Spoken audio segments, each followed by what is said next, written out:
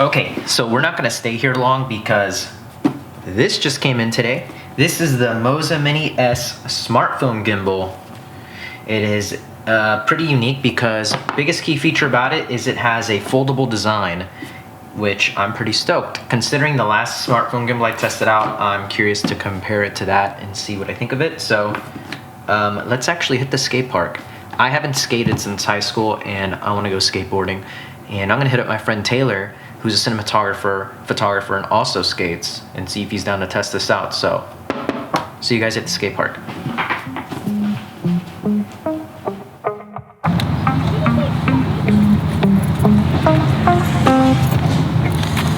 Okay guys, so we just got to the downtown skate park. We're gonna test out this gimbal. Brought the skateboards. My friend Taylor's gonna be meeting me here.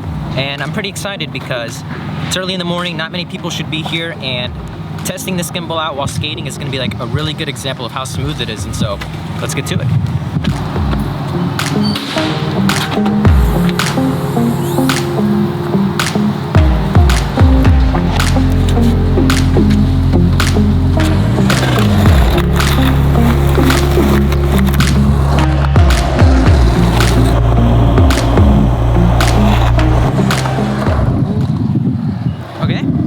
Just pulled up to the park. It's time to set up this gimbal and start some smartphone filmmaking. It's super hot out here, but look at that view. It's pretty nice. What are you getting out, bro? The lens. The lens. Got this. Ooh. Gotta get the close-ups, man. Kind of funny. It looks like you're doing a weird review, like in the shaded area. Yeah. It feels good in the shade.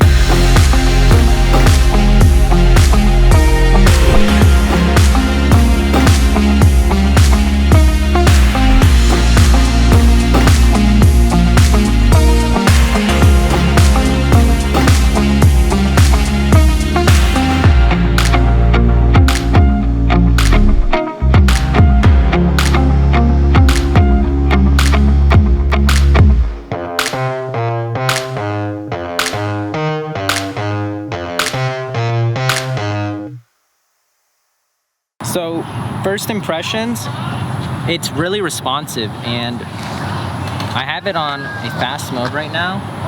It's working really good. I really like the fact that it folds in half because it fits right in one of my slots where I keep my drone actually. So that's pretty convenient, already a big plus because I know other gimbals don't break down, and so it's kind of like it won't fit in your bag. So I really like that. And their app is a lot more user-friendly than other gimbal apps. That's a big plus already as well.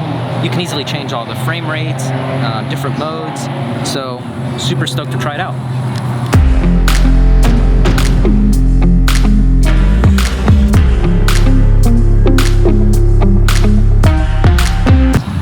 I don't know why he's just standing there not moving to test out a gimbal, so.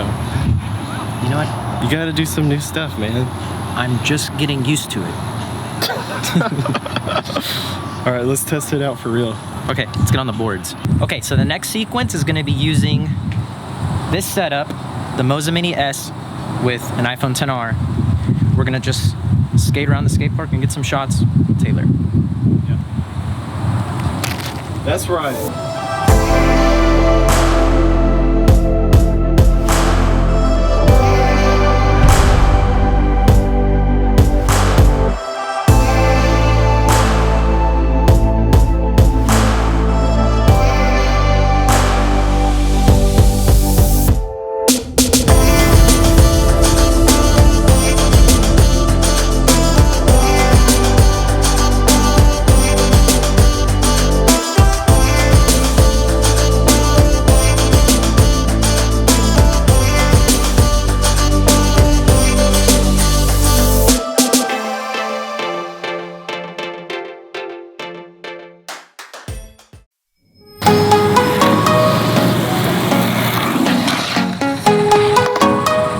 Okay, that wraps up today.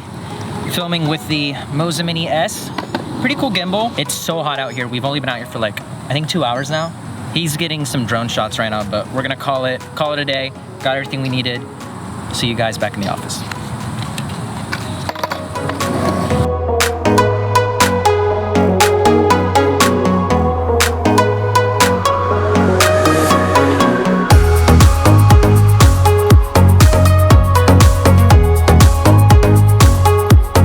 here's the best feature of drones. When it's hot, you can just stand under it. Oh my gosh. It's like one of those little fans, but like 10 times more powerful. I always do that. Okay guys, I hope you guys enjoyed what me and Taylor shot at the skate park using the smartphone gimbal. I wanted to use a lot of motion when testing this. That was one of the biggest things, is like I wanted to have a lot of movement, especially the person filming. Here's the box that it comes in. Let's take it out of the box. You have your gimbal, your tripod legs, and then some accessories up here.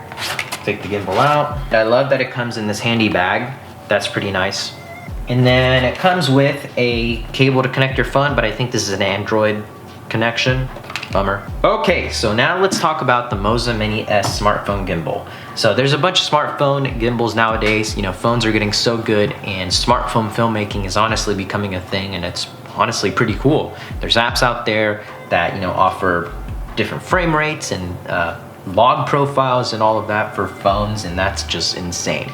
But it's getting up there, you know, phones are getting really good.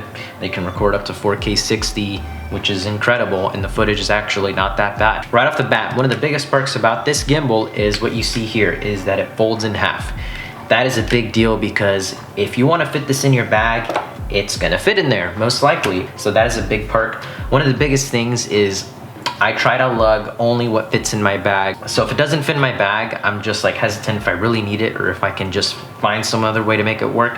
So this is a big deal, because now this is something I can have in my bag. All I have to do is take this off, take the tripod legs off, and that slides in my bag just like that. And I even tried it, and it could probably fit in a lens compartment just like that as well. So it's pretty cool to have this now in my bag. And if I just want to get, you know, a different perspective, or maybe I don't want to bust out my camera, set up on my gimbal or all that, or do handheld shots, I can just get this guy out for a shot and good to go. Let's actually bust this out. So folds up like this, it locks in, and then you're ready to go. One thing that I thought was a little strange, a little odd, is that there's nowhere to balance it. No, you don't have to pretty much balance your phone or anything. I guess it's just meant to handle that, which I'll get into in a second. It's all plastic, as I can see. I do wish it was maybe like metal framing or something like that, because all I would say is if I drop this, especially on concrete, like I'm glad none of us got hurt or no one dropped anything. I feel like it would break and crack or bust open or something. So second biggest thing I loved was their app. Their app is super user-friendly. So many different settings you can tweak, from professional to normal modes to object tracking, which I didn't get to test out in this video, but it worked really well. Basically, you draw a box around the object that you want to track, and the gimbal's going to follow it and wherever that object moves in the frame, which is super cool. So the battery life was great on it. It didn't really go down at all the whole time that we were shooting. We were out there for maybe just under 2 hours. So a couple of drawbacks I do want to mention. Like I've mentioned before with smartphone gimbals and smartphone gimbal filmmaking stuff, is that this is such a light setup. So having your phone on there is just an overall light setup. So it's super easy to get micro jitters and just get little sways in there, even though it's balancing your phone, and it's night and day difference if you didn't use a gimbal. But that's just one of those things that it's just because it's such a small package, and so it's gonna be, you have to be really careful. Ninja walk and just do maybe some stabilization in post, and that's gonna be it. And then I don't know if it was actually my phone, but here, let me just, I'm using my phone as my monitor right now, but let me show you guys how it works. See, as I'm to my monitor right now, sit up. There we go. Perfect. So a couple of things I do want to mention also is it works great. So look, I have it on here right now. It's working perfectly fine. It's working awesome. Not that it's not supposed to. I don't know if maybe it's because it was so hot out there, or the fact that you couldn't really balance it, or maybe it's my phone heavier with the case because it's like the 10R, so it's kind of big. But there was times where either I would want to go into this mode and it bumps right here. So I was kind of like, So I think it's just my case or my phone too big, where if you were to do a flashlight or whatever it's called, inception mode, it would do that. And then the gimbal also, like the head died a couple times. I don't know if maybe it was too hot out there, which I 100% understand. I feel like anything could die out there. It was such a hot day. But the gimbal head just died a couple times. I think it was just the weight, but maybe if there was a feature where you can properly balance it, because if I turn this off now, yeah, it's obviously not balanced, and I just don't know if I was missing something on there, but there's nowhere to really balance on here. And phone. So I've seen that on some other gimbals. Other than that, phenomenal device. I highly recommend it because it works great, the app works great, and smartphone filmmaking is a big deal. It's growing, and I understand why, especially with phones being this good nowadays. I'll actually just use this as my monitor, you know, that works.